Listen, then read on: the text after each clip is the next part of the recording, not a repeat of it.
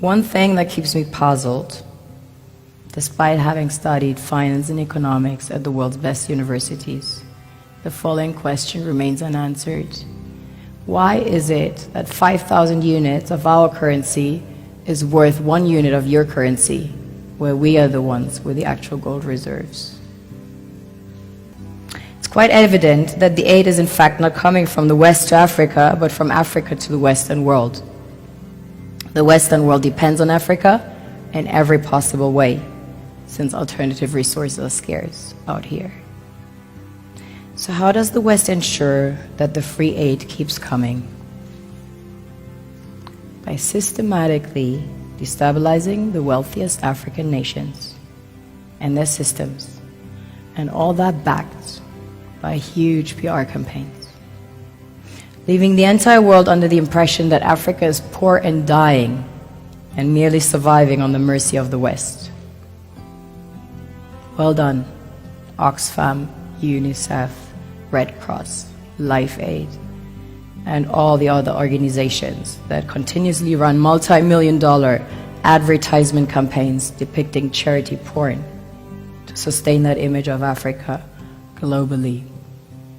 Ad campaigns paid for by innocent people under the impression to help with their donations. While one hand gives under the flashing lights of cameras, the other takes in the shadows. We all know the dollar is worthless, while the euro is merely charged with German intellect and technology, and maybe some Italian pasta. How can one expect donations from nations that have so little? It's super sweet of you to come with your colored paper in exchange for our gold and diamonds. But instead, you should come empty-handed, filled with integrity and honor. We want to share with you our wealth and invite you to share with us.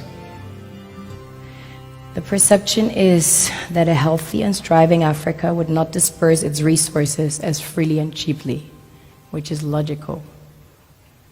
Of course, it would instead sell its resources at world market prices, which in turn would destabilize and weaken Western economies, established on the post-colonial free meal system.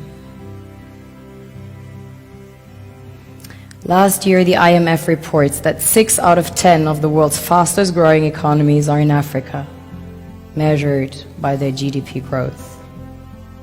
The French Treasury, for example, is receiving about $500 billion year in, year out, foreign exchange reserves from African countries based on colonial debt they forced them to pay. Former French President Jacques Chirac stated in an interview recently that we have to be honest and acknowledge that a big part of the money in our banks comes precisely from the exploitation of the African continent. In 2008, he stated that without Africa, France will slide down in the rank of a third world power. This is what happens in the human world, the world we have created. Have you ever wondered how things work in nature? One would assume that in evolution the fittest survives. However, in nature, any species that is overhunting, overexploiting the resources they depend on as nourishment, natural selection would sooner or later take the predator out, because it offsets the balance.